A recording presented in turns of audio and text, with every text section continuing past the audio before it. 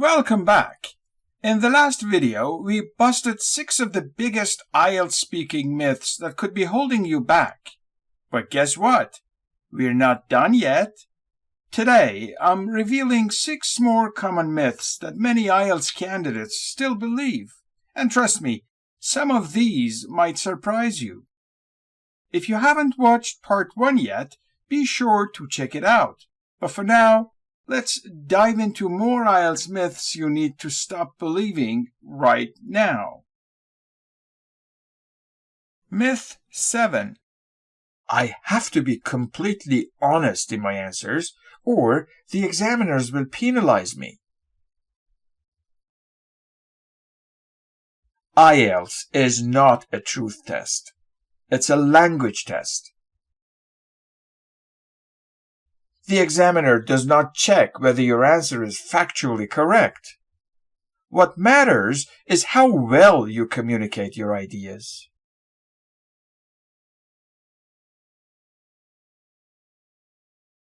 Can you describe a book that influenced you? I don't read books, so I can't answer this.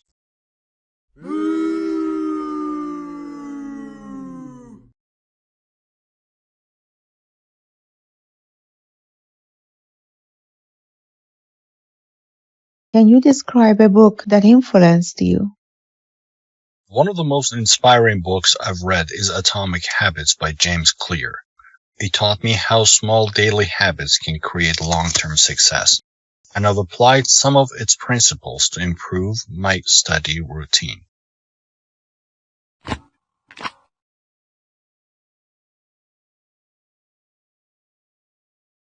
If you don't have a real answer, make one up. The examiner won't know, and they don't care as long as you speak fluently. Myth 8. IELTS speaking is like a test in a school, and I must give the correct answer. There are no right or wrong answers in IELTS speaking. Your score is based on how well you explain and develop your response. Different candidates can give totally different answers and still get the same band score.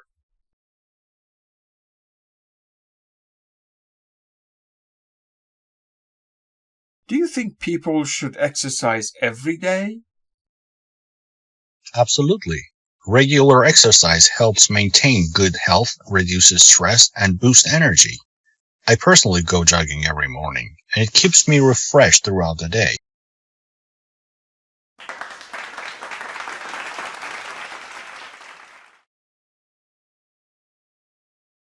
Not necessarily. Some people have physically demanding jobs, so they don't need extra exercise. Instead, they should focus on a balanced diet and good sleep.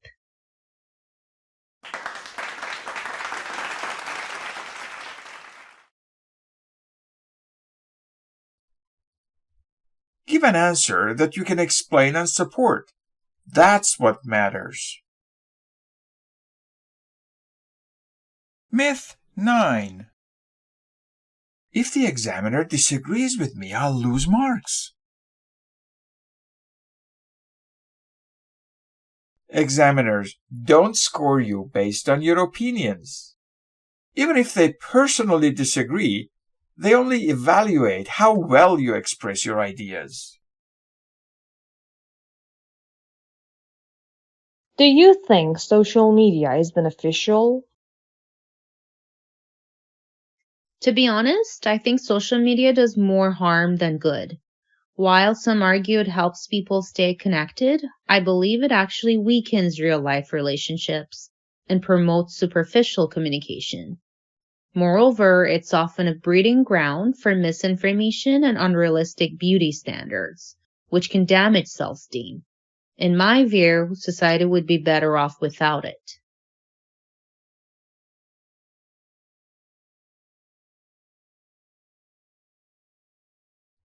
Don't be afraid to express strong opinions. Just explain them well.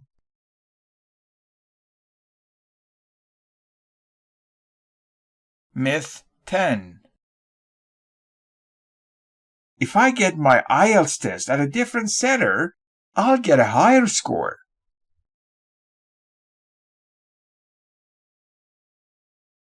IELTS has standardized scoring criteria worldwide. All examiners follow the same marking scheme, regardless of location. The difficulty level is the same everywhere.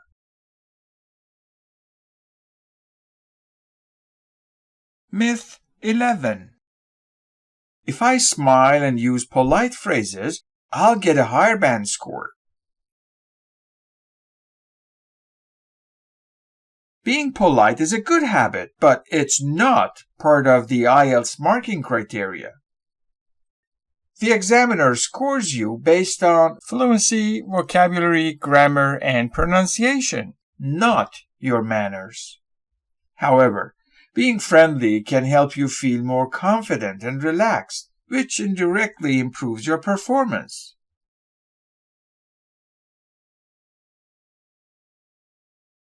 Don't focus on being overly polite. Focus on the conversation and giving strong answers.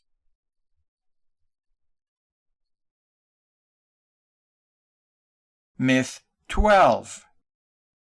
If I ask the examiner to repeat a question, I'll lose marks.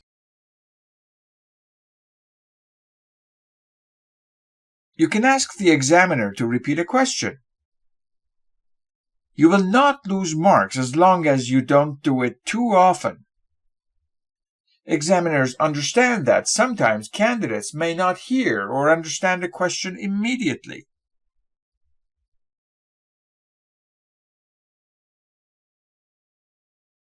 Sorry, could you repeat that, please? I didn't quite catch that. Could you say it again?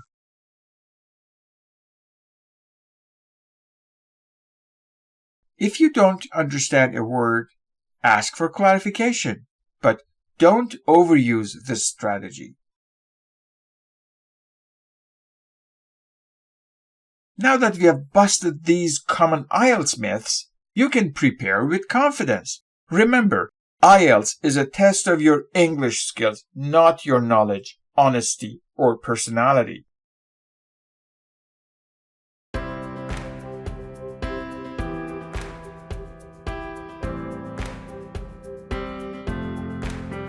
See you in the next lesson.